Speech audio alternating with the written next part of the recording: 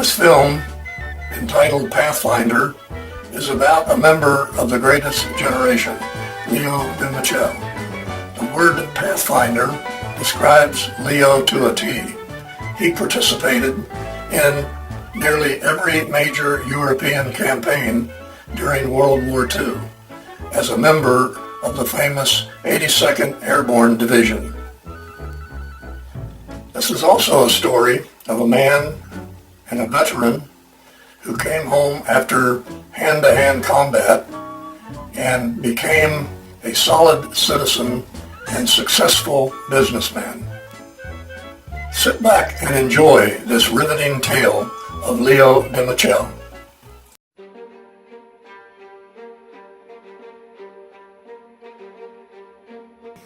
The Dumouchelle family immigrated from France in the 1800s. It was customary in those days to speak French at home, so all the young children in the Dumouchelle family spoke both English and French. Leo's mom and dad married in 1917 and eventually settled in Michigan.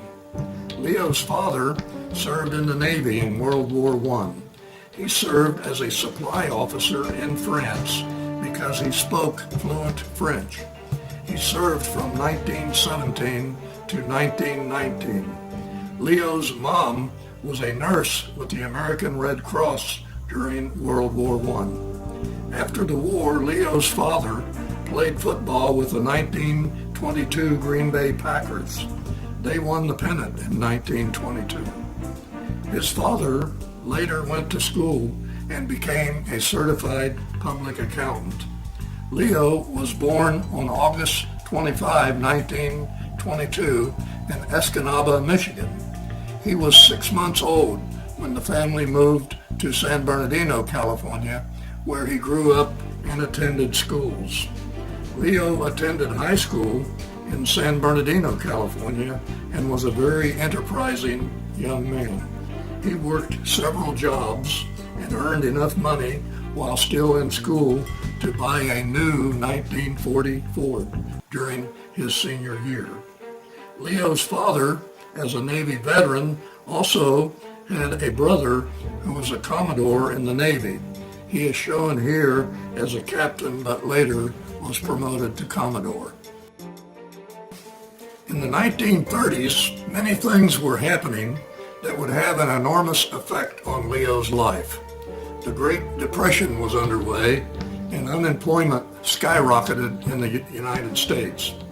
Nazi Germany invaded most of Europe, and by 1940 they occupied Italy, France, Belgium, the Netherlands, Poland, and Austria.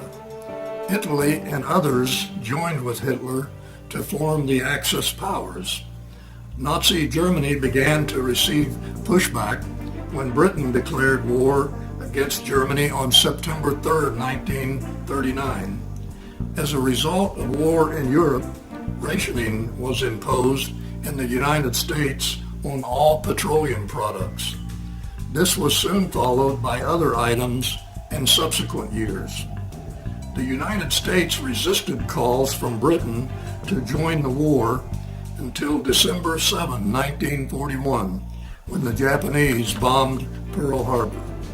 7 of Leo's high school classmates had joined the Navy after graduating high school in 1940 and were killed in the attack on Pearl Harbor. On January the 8th, the U.S. declared war on Japan. This was followed by a declaration of war against the Axis powers in Europe. In January 1943, Leo joined the United States Army.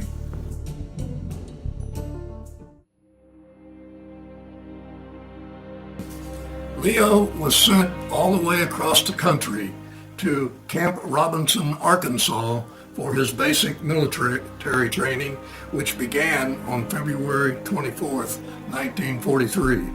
Leo was to spend 6 weeks learning the skills of an infantry soldier. First, he was taught basic subjects of military courtesy, discipline, first aid, map reading, and individual tactics of a soldier. Next, he went to more focused training sessions. He went to the firing range and learned to shoot a variety of weapons. He learned to throw grenades and many other skills. The last week of basic training, Leo moved into the field and bivouacked while he was taught more advanced skills as a unit, including bayonet drills and hand-to-hand combat drills. Basic training ended on March 30, 1943. After basic, Leo was moved to Fort Benning, Georgia on April 4, 1943, where he was to receive advanced military training with the Combat Engineering Division at Fort Benning. Leo would learn advanced skills needed to be a combat engineer. This would include building both fixed and floating bridges, building of roads, blowing up bridges, fortifications, erecting road obstacles, the use of explosives, and planting and clearing of minefields. While at Fort Benning, a recruiting officer from the newly formed 82nd Airborne Division visited one day and asked for volunteers to become paratroopers. Leo was not at all interested until he heard that each paratrooper received $51 a month in addition to the normal pay of $31 per month. After advanced military training, Leo was sent to jump school at Fort Bragg, North Carolina. To become a paratrooper in World War II was a huge deal. Week 1 of the training was used to weed out those who were physically weak and without sufficient character to become a paratrooper. It consisted of grueling physical programs that made any boot camp experience look like a picnic. Week 2 taught the trainees how to parachute.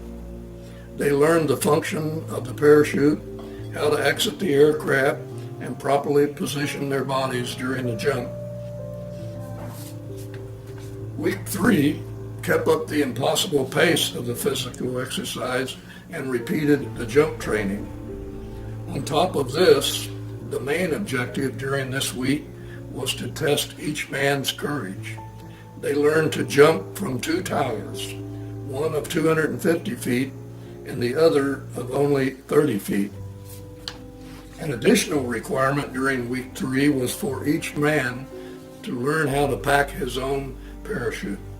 The men were incented to pay close attention and learn this skill very well, because in the final week of the program, they were made to jump with the parachute they had packed. Week 4 continued with the physical torture of the previous weeks. On top of that, the trainees were required to make 5 parachute jumps.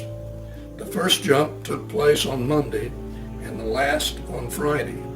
Mondays, of course, was the hardest because it was their first time jumping, and most of them had not even been in an airplane before. After each jump, with their bodies and brains spent from the constant exercise, those that were left on that day had to pack their parachutes again for the next day's jump. At the end of the week, each surviving man graduated from jump school and received their parachute wings.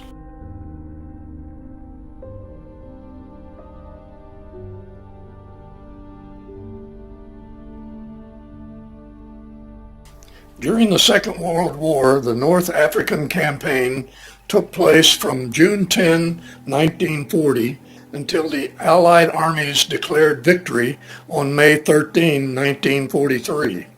This victory was important because the Allies now had a base from which to launch their attack on Italy. Leo Dumouchelle and the 82nd Airborne Division were moved to North Africa to prepare for the invasion of Sicily.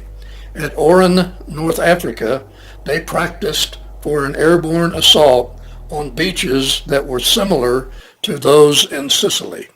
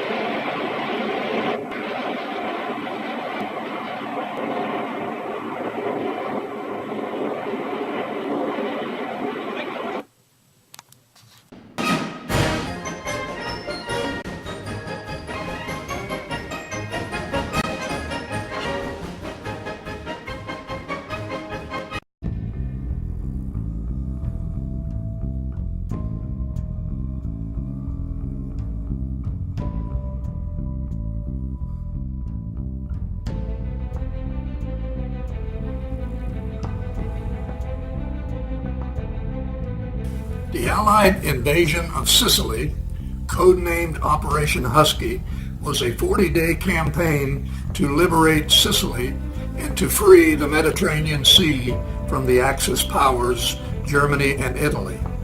It began on the night of July 9, 1943, when Leo and the 82nd Airborne departed Oran, North Africa, where they had trained for the operation.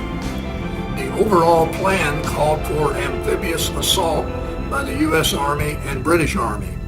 In addition to the amphibious landings, airborne troops from the 82nd Airborne Division would be dropped to support the landings. Leo and the 82nd Airborne arrived on the morning of July 10th at the same time of an Axis air raid. Just as the Axis airplanes were departing, the 144 Douglas C-47s arrived.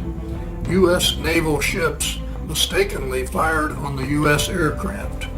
23 aircraft were lost and 37 were damaged. Aircraft that were not damaged faced stiff winds and were blown off course. Most paratroopers were dropped several miles off course.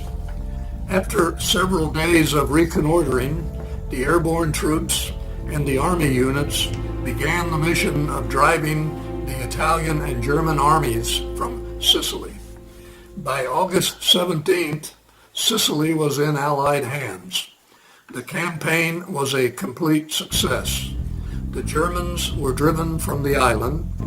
As a result of Operation Husky, Benito Mussolini was toppled from power and Italy surrendered to the Allies soon after.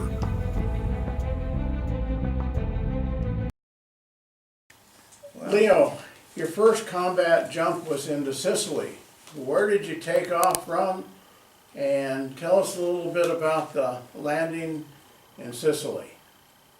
Well, we got ready to go. We left Africa off the runway and we headed toward Sicily, which is not very far. It was about an hour and a half flight. And what we didn't know at that time, but I do know now, is that on our way there, the Germans had just made a raid over the Navy, who had a little spot, a base on the edge of Sicily, and the Navy engaged the Germans and shot a bunch of them down, and then there was a gap in there of about 2 or 3 minutes, and we came right over the Navy ships, and they shot 23 of our airplanes out of the sky before we even made a jump. Our own Navy did that, but they didn't know, weren't alerted, and it was at night, you know, and so they couldn't see what planes they were. And they dumped us about 26 miles off of where we were even supposed to land. All the planes and the whole formation just broke apart, and they went every direction. So we were almost 4 days getting together back again after we landed. And we saw very little combat the first 2 days because we were way away from the fighting until we got back together.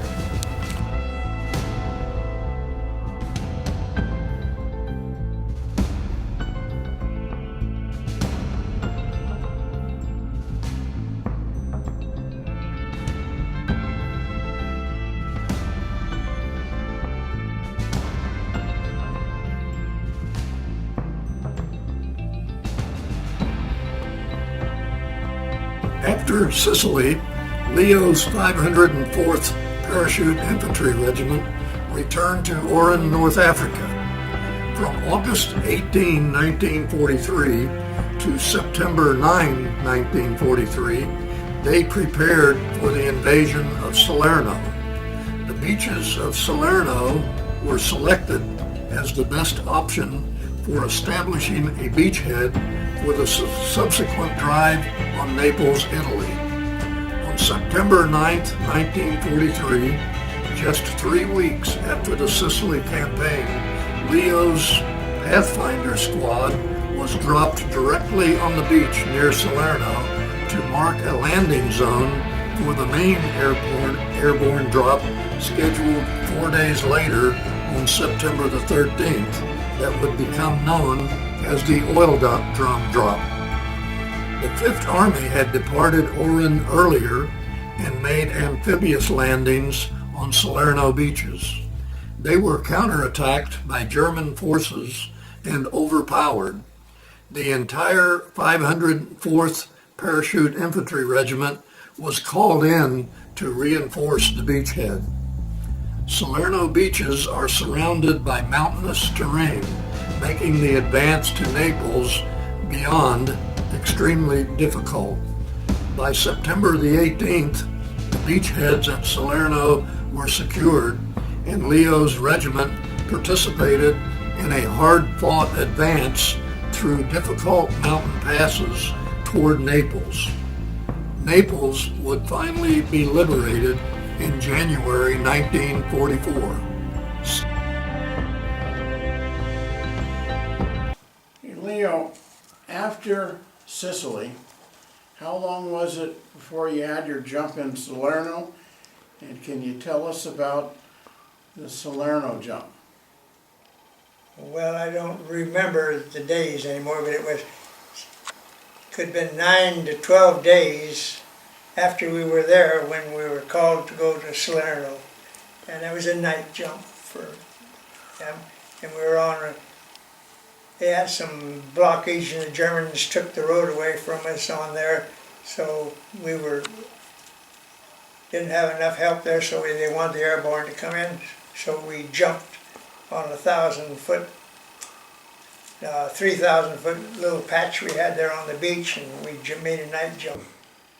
Leo, I noticed in your notes you talk about Salerno and you refer to oil drums. Can you tell us a little bit about what that was all about? Well, we didn't have any oil drums with us. That's what happened after we jumped there at night. We had to set it up, and our little lights were not quite bright enough, we thought, to direct the planes coming in whenever we signaled for them to come in. So we found some old garbage buckets and we left the garbage in them, and then we put about 6 inches of sand over the top of them, and then we poured gasoline in on them and put the garbage lids on them, and then just before they came, we put these all down the runway for the 3,000 feet at about 100 feet apiece, and then we lit them all up that night, and that's why they called it that type of jump, garbage bucket jump. Was that a successful operation? Oh yeah, it was real good. We jumped the boys in there and we opened the road back up for them.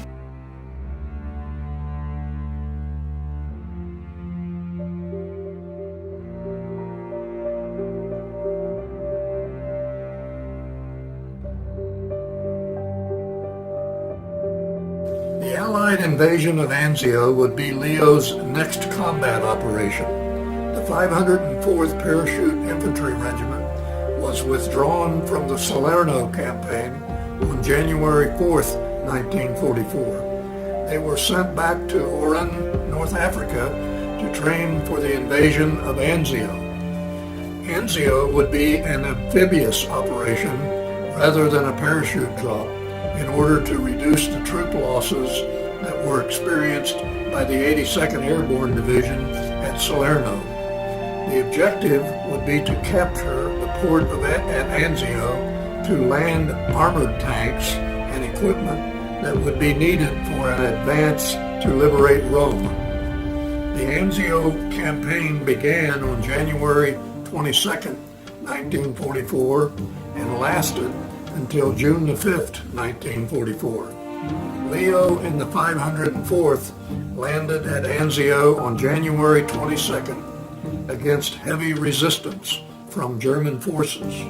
For weeks, the beachhead was stalemated by stiff resistance and counterattacks by the Germans. Both sides dug in and suffered extensive losses. After reinforcements arrived, the forces slowly fought past the beachhead with the help of the Allied forces. The Germans were well dug in into prepared defenses, and this caused heavy losses to the Allied forces. Leo and the 504th would spend 60 straight days in combat against Germany's best divisions. By late March of 1944, the 504th had only advanced about 5 miles inland. After taking the port at Anzio, the Allied forces continuously landed supplies to support their combat operations. Leo and the 504th fought through several small villages as they began the push towards Rome. German prisoners were captured as the Allied forces made their way through the small villages. Leo and the 504th would not be involved in the final liberation of Rome because they were withdrawn to England to prepare for their next campaign. Anzio. Leo, we were talking one day, Leo, and you had some poker chips with a swastika on them. I just loved that story. Can you tell us about your Anzio amphibious landing? Yes, that was a beach landing. We made them with our salt boats. We came in there was the 504 and the engineers, which we always were with the 504. And when we hit there and got in town, fought our way up to a little town, we were just very little fighting because it was a rest place for German soldiers, and this is where they got rehabbed, and we took them by surprise. So those poker chips that I happened to find is we broke in a little pub-like bar where it was like a rest home, kind of in a motel type thing, and we just, when I went by the poker table, they had their tables there, and naturally we arrested all of them and put them under, and I picked up the chips and put them in my pocket, and I had about 20 or 30 of them, and I kept them for a long time at home, so that's how I ended up with those poker chips.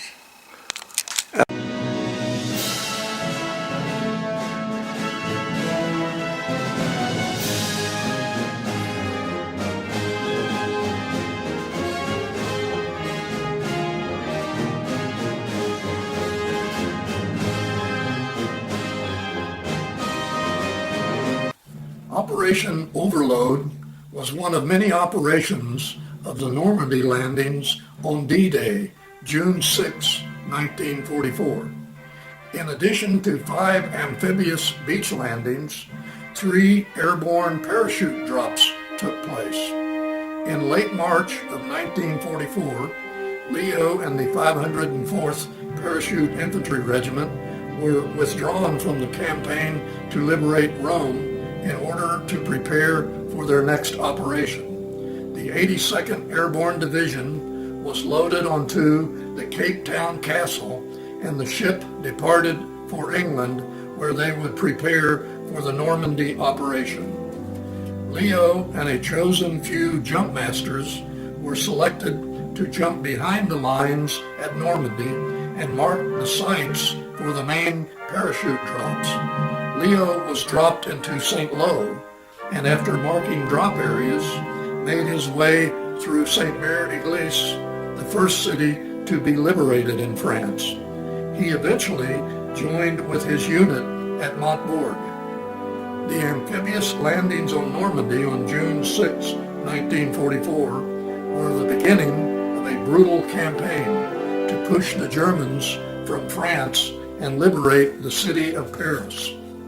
The Normandy Assault Force was the largest beach landing ever attempted, and though many lost their lives, the men would not give up. Leo and the 504th continued the ground assault with Allied forces towards Paris with daily battles against the elite units of the German army. During the war, the American home front was kept informed not only by newspapers, but also by newsreels played at movie theaters across the United States. One such newsreel was playing in a theater in Redlands, California, that Leo's mother was watching when she recognized her son in the newsreel. Leo was shown with several airborne troops holding a souvenir they had captured. In early July of 1944, Leo learned that the 504th Parachute Infantry Regiment would be withdrawn from France and sent back to England to prepare for yet a new operation. The men were given a few days of relaxation in France before shipping out. During the Normandy operations, Leo and his fellow paratroopers captured many Nazi souvenirs. By August of 1944, the Americans had captured German prisoners, shown here at an encampment in France. The D-Day Normandy invasion was a huge success for the Allied armies. Okay, Leo, our next topic is the invasion of France, Operation Overlord. And you left England for that. Can you tell us what you did in D-Day, the invasion of France? Well, D-Day, actually what happened, the 504th and the 307th Airborne Engineers, we were on Anzio and we held us, and we were shot up so bad that the 504th and us did not participate in the main deal with the Normandy landing. But we were, as Pathfinders, were selected. I think there's 12 of us selected to go in different airplanes, which we took the 508th Airborne in and jumped in St. Lo. And when we dumped them in St. Lo, then we made our way back to where the 82nd Airborne was, and went to Santa Maria Glise from then on, which is the first city that was liberated in France.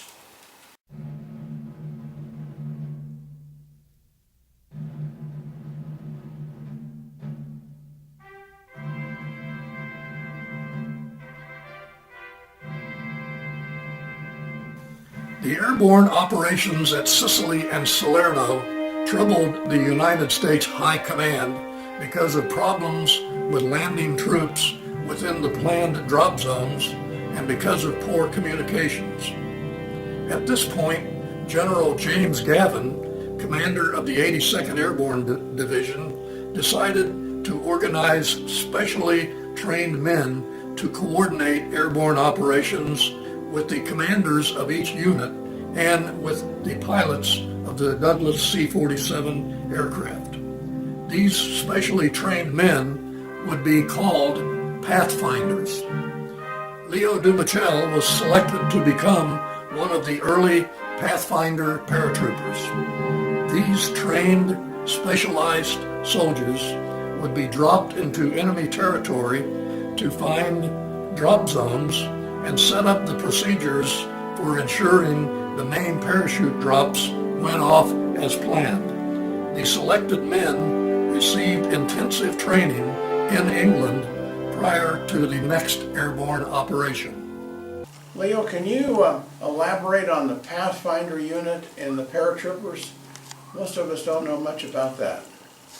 Well, the Pathfinders were actually, when they first started, were just jump masters, and everybody took turns being jump master on practice jumps in different places, but they weren't prepped enough, or they didn't have enough knowledge to get something, because weather and everything changed the Air Force, so all your checkpoints were wrong, so we had to make 2 or 3 different ones. So General Gavin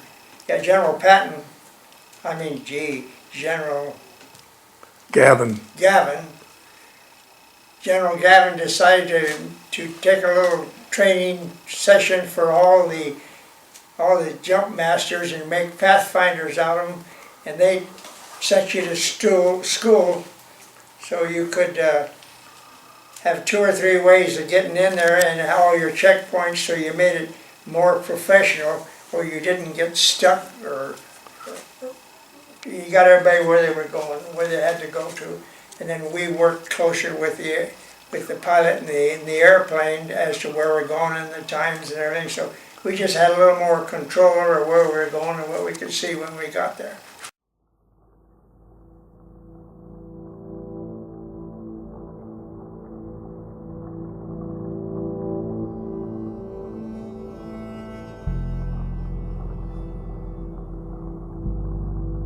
On July 13th, 1944, Leo and the 504th Parachute Infantry Regiment are withdrawn from the Normandy campaign and sent back to England to begin preparations for the next operation called Market Garden.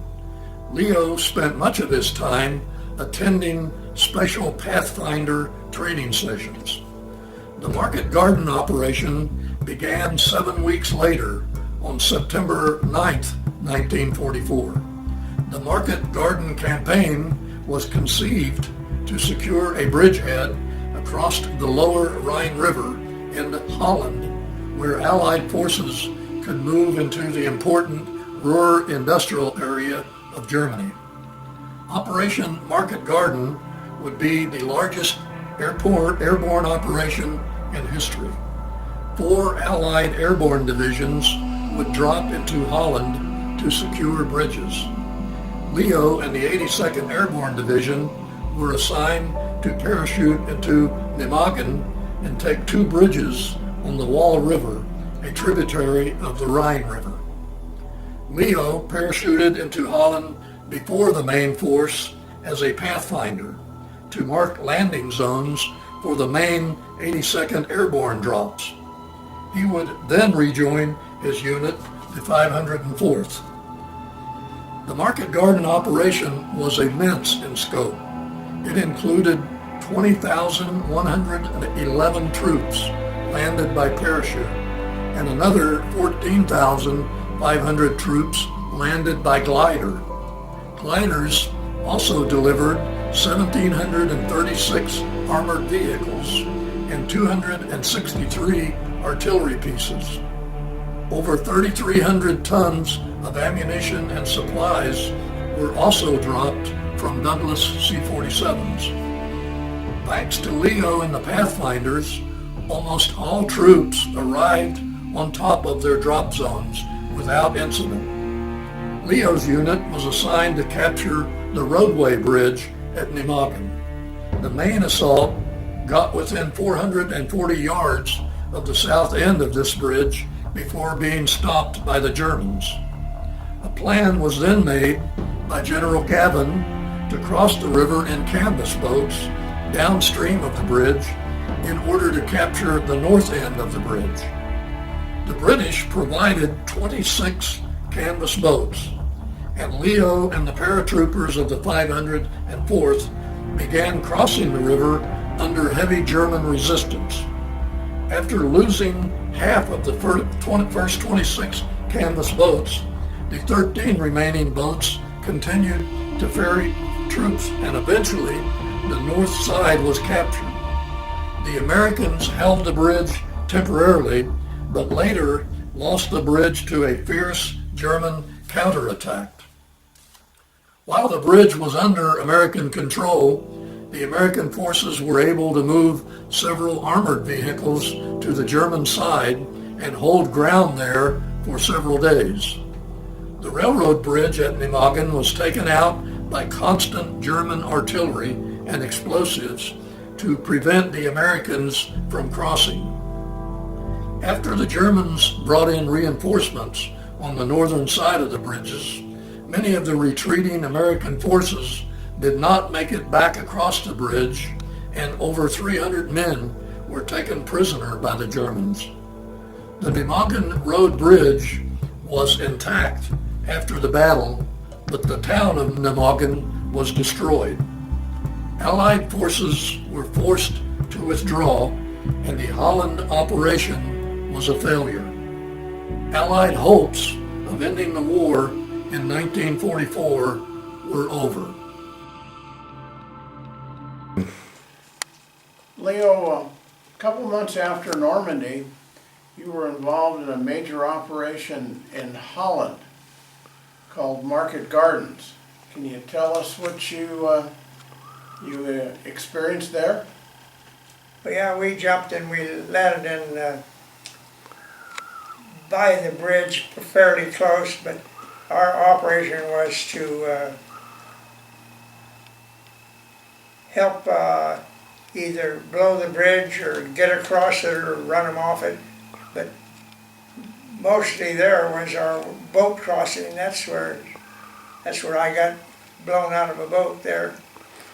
We landed on the 17th, and this was on the 20th. We were down there. The General Gavin called for us to take the Germans out of there and take the end of the boat. So we had these boats, fold-up boats, canvas boats. We took them.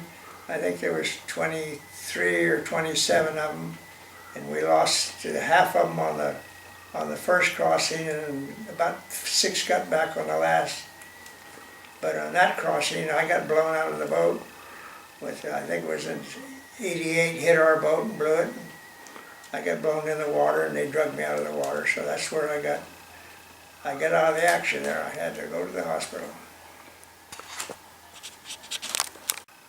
All right, when I got blown out of the boat, I got crushed through the collarbone and ribs with normally the chimes of the boat, but these were canvas boats, and they had stakes that held the canvas up to make the boat floatable. And I was in the water and actually couldn't breathe. They dragged me out of the water and took me up and put me in an ambulance. And in that ambulance there was 5 other guys and me, and we were on Devil's Highway, headed in, and the Germans took the highway back, and with they shot our ambulance up with tracer bullets, and they killed everybody in the ambulance but me. So I got wounded twice in the same day. On this day, he received 2 Purple Hearts for his injuries. Leo spent 3 weeks in a field hospital before he was returned to duty. His mom received telegrams informing the family of the wounding of their son, but there was no detail as to how serious the injuries were. A later telegram informed his mom that the injuries were non-life-threatening. During World War II, all mail was received and reviewed by the government before being forwarded. Most correspondence was extremely low because of this high security. It was necessary to stop all correspondence when Leo was moved or was in a campaign that required silence by the soldiers. Sometimes the news at home did not keep up with what was happening in the field.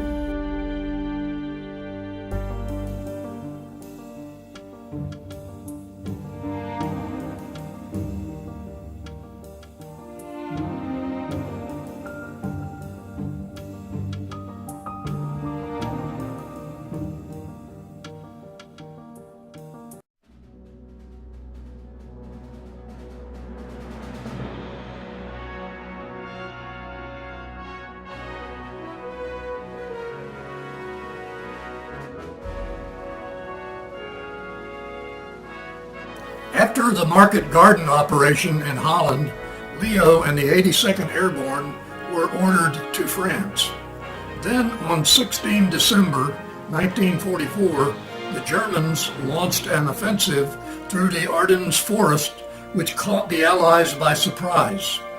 The resulting Battle of the Bulge campaign was coined to describe the way the Allied front line bulged inward on wartime news maps. The massive German offensive in the Ardennes forest of Luxembourg and Belgium lasted from December 16, 1944 until January 28, 1945. Its target was Antwerp, Belgium. Leo and the 82nd Airborne joined with General Patton's 3rd Armored Division to push down to Bastogne, where the 101st Airborne had been surrounded by the Germans. General George Patton led the counterattack against the Germans by defending critical crossroad junctions at St. Vith and Bastogne, Leo and his regiment were a vital part of the action. The Ardennes forest roadways were narrow and not made for heavy tanks and armored vehicles. Many tanks became bogged down in mud or road embankments.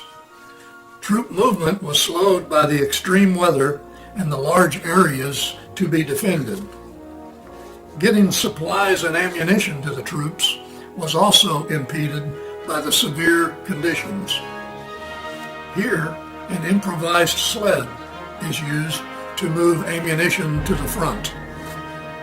The 101st Airborne were surrounded at Bastogne and refused to surrender.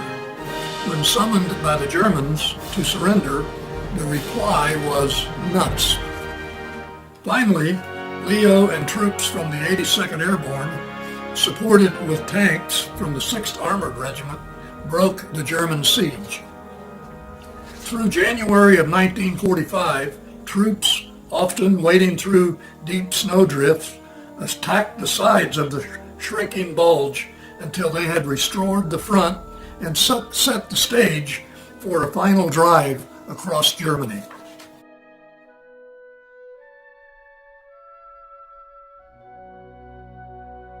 Leo, your next campaign was the Battle of the Bulge.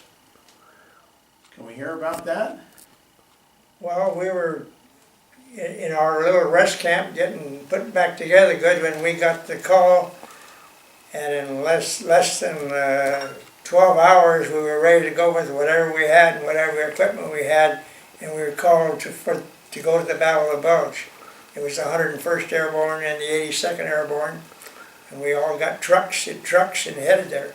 And we got there, and got our equipment. Naturally, I think it was the 90th Infantry, the Germans had pushed them back and ran them off. So we started fighting there, and we came down through Malbedy, St. Vit, and that was all heavy fighting in there. And then the 101st went on down, they took them on down on another back road to go to the Battle of the Bulge at Bastogne. So we fought our way all the way down to them, and we caught up with them, and they were surrounded in Bastogne. And we helped them. In fact, on the way helping them to get in, we took part of the town ourselves, and we got pushed out of the town. And then we came back because Patton's tanks had arrived, and we came back in with Patton's tanks and went in and got the 101st and got them all out of there, and they were ready to surrender. They were out of ammunition and food and everything, and that was about 3 days before Christmas. Leo, the winter of 1944 was very severe. Can you tell us a little bit about the conditions that you had to live with? Yes, they were very bad, because when we left, we did not have any winter clothing. We had just our regular clothing, which we doubled up on. And when we got there, the weather got so cold as, I think for 15 days it was 9 below zero. And everybody, in fact, it was so cold, if you did get a little sleep, you always had to keep 2 guys up and then take turns sleeping, because if you slept with your overcoat and all your stuff on, you froze to the ground, you couldn't get up and couldn't get out of there. So you had to have somebody to break you loose. That was the coldest anybody's ever been, because we didn't have the right clothing.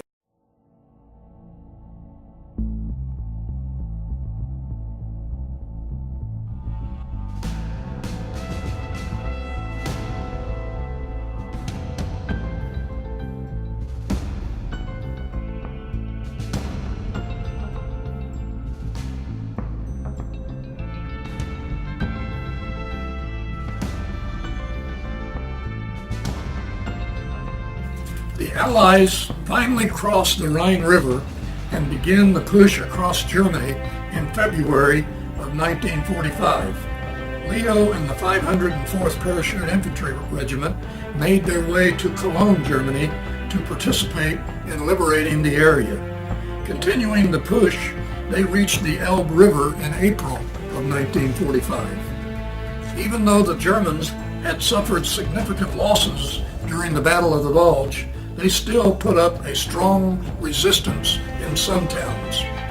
In Cologne, Leo and the 504th patrolled the city to clean up pockets of resistance.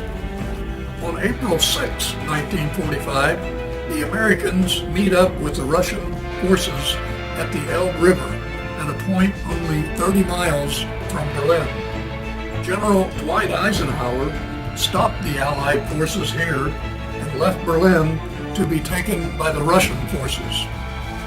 The Elbe bridgehead was an area where Leo and the 504th would do cleanup operations while the Russians began the battle for Berlin. Many German soldiers surrendered, and Leo captured many souvenirs like this Nazi insignia.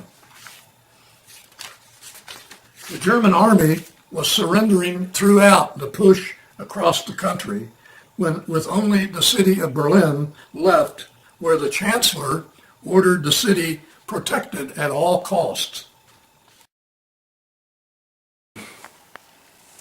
Tell us about the march across Germany to the Elbe River and meeting up with the Russians. Well, that was just a normal push. We had to get up to the Elbe River. It was normal every day, fighting, blowing bridges, laying mines, and pushing as fast as you could to get up to.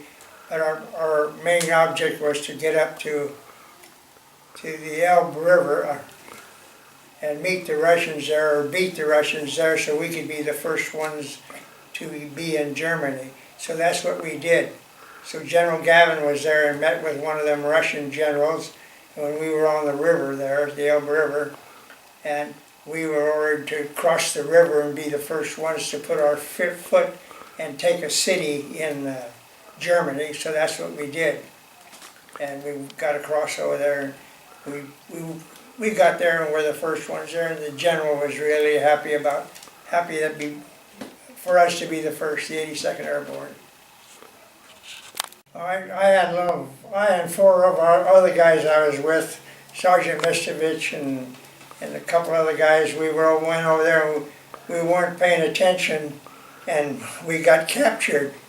We got captured over there by 6 Germans, and as we were handing them our watches and our stuff and everything else, this Sergeant Mistovich said, phosphorus, so we knew he had a phosphorus grenade in his pocket. So it was getting dark at night, so when we heard the click, we knew what to do. We closed our eyes, and we were about 10 feet from the river, and the minute it went off, it blew his 2 parts of his fingers off, because he held it in his hand when it went off, and we just jumped in the river and got out. So we were actually captured about 20 minutes, and we got away. at the end.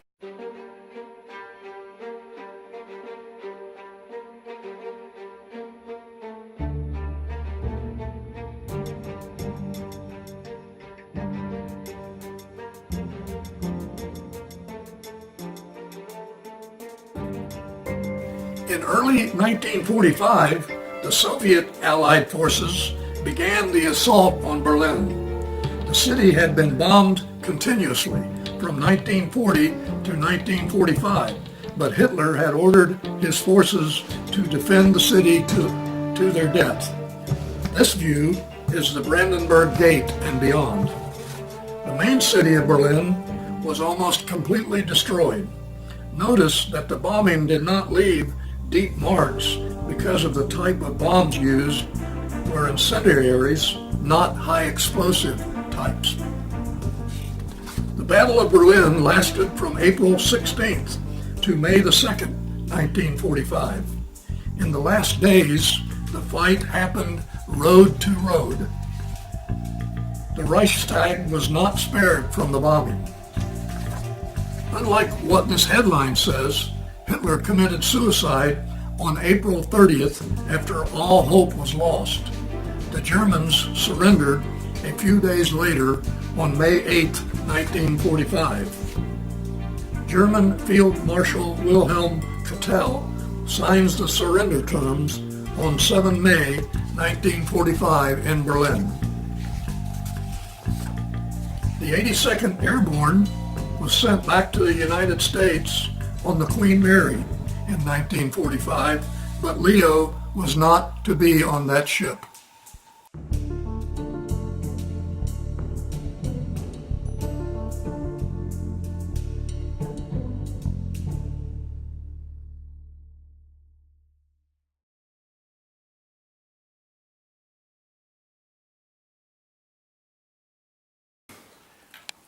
Leo, the war is over and you're in Berlin as part of the occupation force. Can you tell us about your experiences there? Well, how we got there is General Patton got hold of our general, General Gavin, and he said, I want 100 of your highest decorated soldiers to be my honor guard when I go to Berlin. And for that, I'll have some special things that they're going to get for doing that. So, and it's a 6 months tour. So instead of being going home, I'd like to have 100. If you pick 100, I'd appreciate it. So he did, and I happened to be one of them. So that's how we got to Berlin. But Berlin, what we had to do as an honor guard changed very quickly because Patton was not too well liked, and he didn't care anything at all about the Russians either. So he said that he told us we're here and we know where they're at, we might as well end it right here. But he didn't make too many points with Washington. But anyway, our duties there were just regular guard. But later on, after about 2-3 months, the Russians were so cruel and things that they were doing that we were kind of, they were using us kind of to act like police, policing the Russians and watching and seeing what they were doing, because they were stealing everything that was landing at Templeton Airport, and they had, everybody was sending everything to German people. So they all their food, all their everything, but they were stealing it and then selling it back to the Germans on the black market. So we were kind of policing them, and that was dangerous, and very dangerous, because we had to take it back from them and give it back to the Germans. So Leo Dumouchelle is one of the 100 men of the 82nd Airborne selected by General George Patton to serve in the American Honor Guard in the city of Berlin. The American Honor Guard is shown here in Berlin in 1945. On July 17, 1945, the Potsdam Conference was called with Allied countries to finalize previous agreements that had been made at Yalta. General Patton is on the right. The generals gathered at Potsdam on July 17th to August 7, 1945. Germany is divided into 4 zones to be occupied by the United States, Great Britain, France, and the Soviet Union. The city of Berlin is also divided, even though it lies within the Soviet Union zone. German women were put to work clearing rubble. Most of the men had been taken prisoner by the Russians.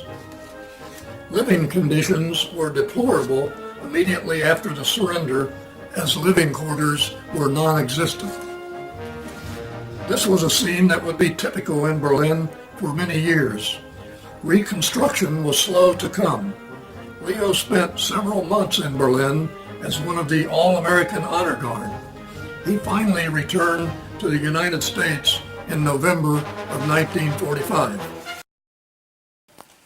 Well, Leo, it's been many years since the end of the war, and I'm sure you've had a chance to think about all the things that went on. Can you just give us kind of a little summary of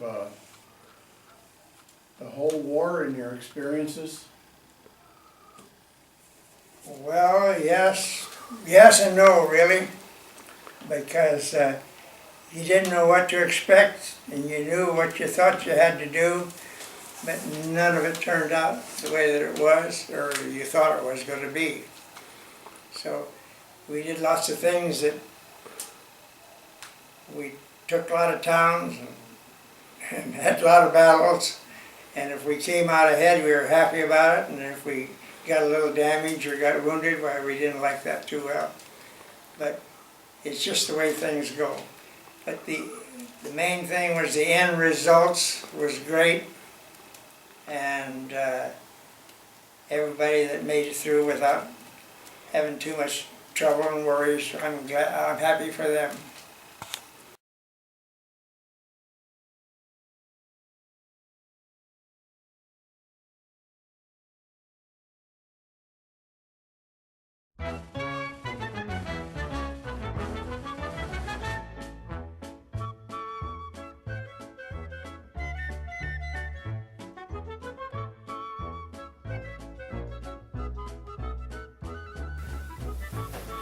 After World War II, one of Leo's first jobs was as a parachute rigger at Norton Air Force Base.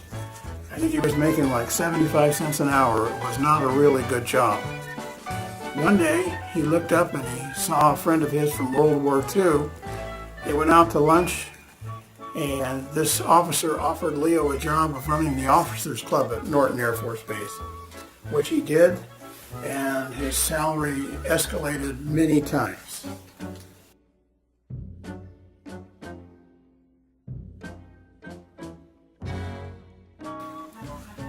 Leo and his wife-to-be met in 1946. Mickey worked at the Bank of America in San Bernardino, California, and it was not long before Leo knew that this was the one. They began to plan for their wedding, and on June 25th, 1947, Leo and Mickey were married at St. Bernardine Church in San Bernardino, California. Of course, it was a military-themed ceremony with several of Leo's friends in full military dress uniforms. The newlyweds traveled up the mountains from San Bernardino to Lake Arrowhead for their honeymoon.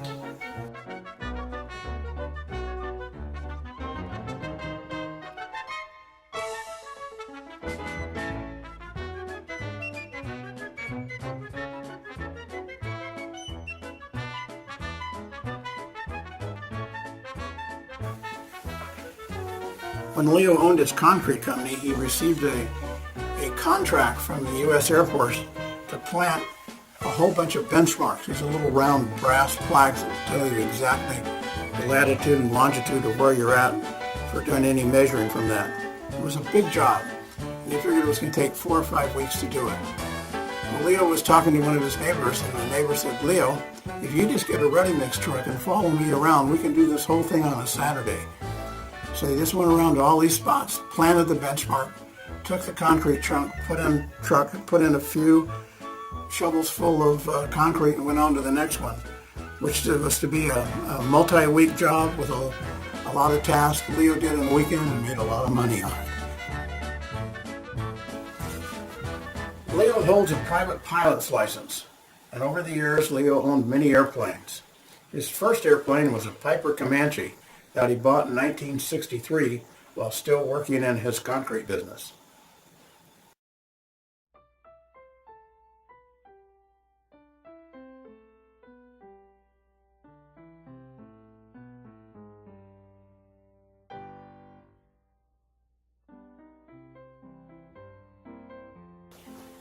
In 1969, Leo made a very bold business decision, and that was to start a bail bonding company.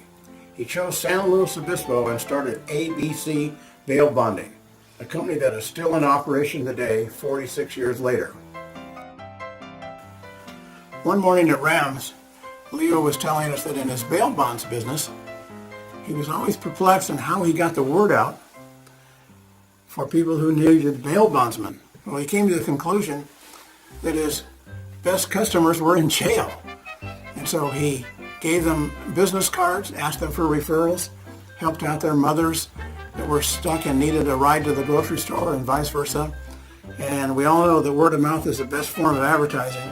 And Leo got all these guys in the jail to promote his bail bondsman business. One of my favorite stories that Leo has told is how he had a bail jumper that was in Tijuana. And how did they get this guy back out of Tijuana? Well, they did some research, and they knew he hung out at this particular restaurant all the time. So Leo rented an ambulance in San Diego, went across the border, told the border guards that they needed to bring back this American. They said, fine, go ahead. Leo goes to this restaurant, and somehow or another they give this guy a shot and knock him out, put him in the back of the ambulance, put a blanket over him, drive up to the border. The Mexicans say, sure, go ahead. And the United States says, well, remember I came through here this morning? I told you I needed to bring, this is the guy. And they said, fine, go on through. I'm sure that there were a few laws that were bent that day. But Leo got the guy back and he went back to jail. Leo acquired the title to the lovely lady through his bonding company. Leo's neighbor, Don Margetta, told Leo of a man that needed a $5 million bail. Leo required that they put up the lovely lady as collateral. Leo held title of the lovely lady for over 4 years. The yacht had a crew of 6. The period when Leo held title, it was managed by others and spent 2 of the years in Mazatlan because of the cost of maintaining and ownership of the yacht. Many of the cruises around the California coast were joined by Leo and Mickey, San Diego, San Francisco, and many ports along the coast, such as Morro Bay. Leo's next-door neighbor, Don Margetta, was an electrician and did considerable work on the yacht during the years when it was being retrofitted and upgraded. This yacht was used in the movie Some Like It Hot, and Marilyn Monroe lived on the yacht during the making of the movie. The original title holder of the lovely lady died, and Leo ended up owning the yacht. He sold the yacht to its current owners. In the 1980s, Leo purchased a Cessna 195, which is a big airplane, a tail dragger, and started a parachute training school at San Luis Obispo Airport.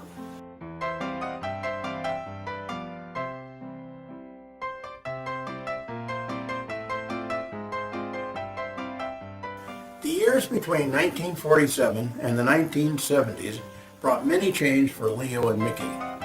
Leo and his 3 brothers socialized often at family gatherings. Leo and Mickey soon grew to high school age and started a social club called the Al Capone Club. Their events would be like a movie set where they posed in scenes from the 1950s era movies. They performed at many local events.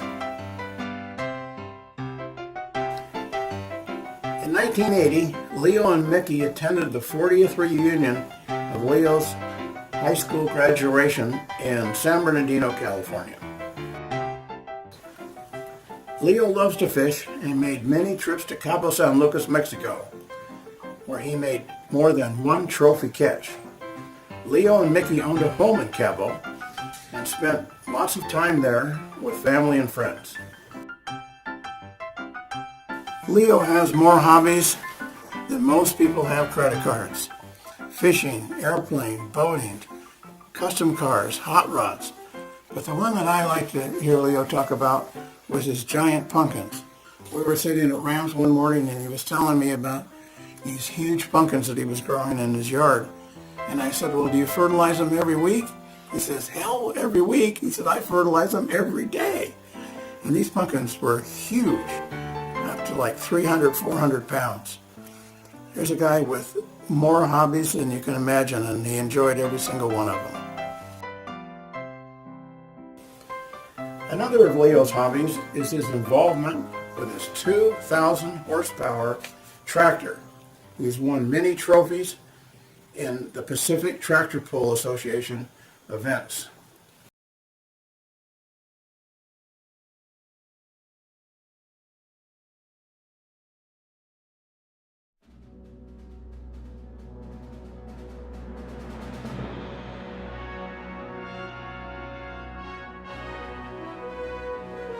Now you see why men from World War II are called the greatest generation.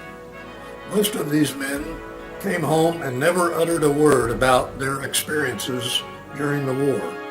Leo was one of these men, and his stories didn't start being told until the 1990s. Each of Leo's many medals tell a story of accomplishments few lived to tell about. This documentary of his deeds only gives snippets of his service history. It would take many hours to tell it all. You have seen two famous military works of art during the filming, both depicting campaigns of Leo and his 82nd Airborne Division. At a special event, Leo personally autographed 156 original prints of these works of art. One of my rewards for producing this documentary was an autographed original of these art masterpieces. As a footnote for a long career in his business, Leo Dumouchelle was inducted into the Hall of Fame in 2013 by the Professional Bell Agents of the United States, the highest award in his profession.